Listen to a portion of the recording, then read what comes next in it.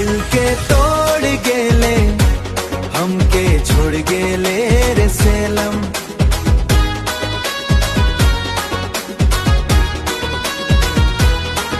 मैं बाप पातर राखे खातिर दूसरे से साड़ी कर ले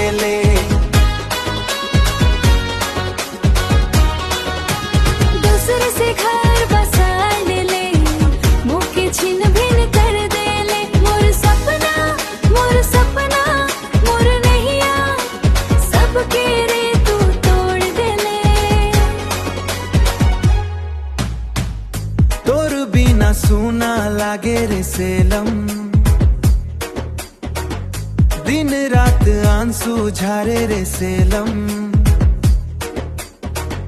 सपना जे सजाए रालूं डूगो मिलके ओ कारो रे आज तू तोड़ देले।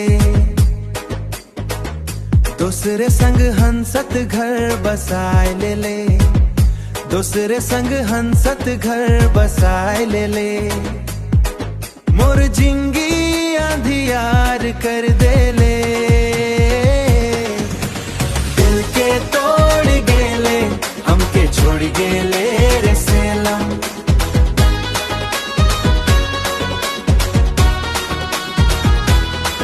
मैं बाप पातर राखे खातिर दूसरे से साड़ी कर ले करम कर लेखा कैसन लिखाए गल रे। प्यार मोर अधूरा रहाए गल रे। माय बउआ को माय पर मान राखे खातिर सलम।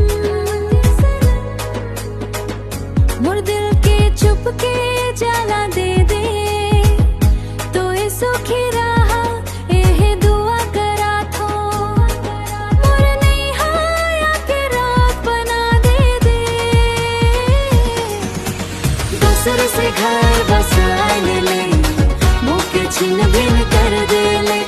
दिल के तोड़ गेले हमके छोड़ गेले रे सेलम।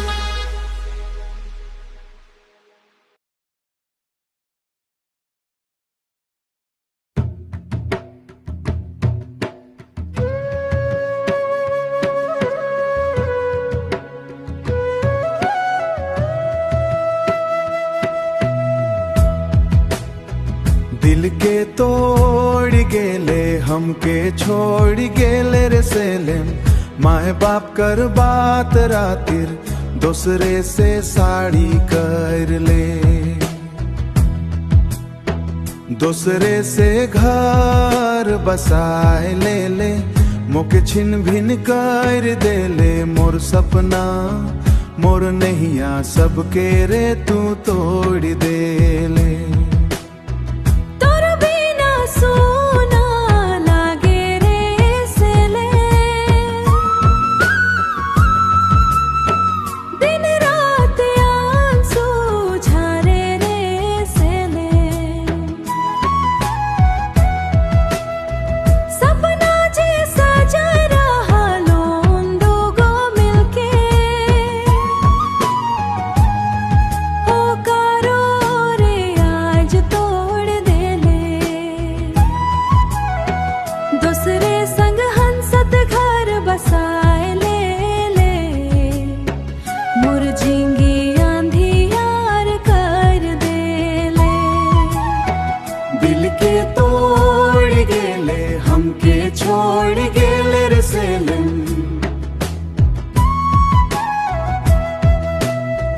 माए बाप कर बात राखे खातिर दूसरे से साड़ी कर ले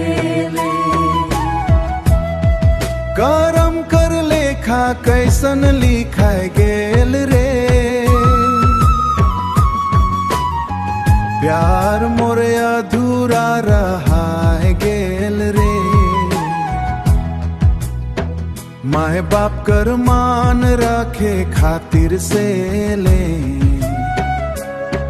मोर दिल के छुप के जाला देले तो सुखी रहा एहे दुआ कर थो।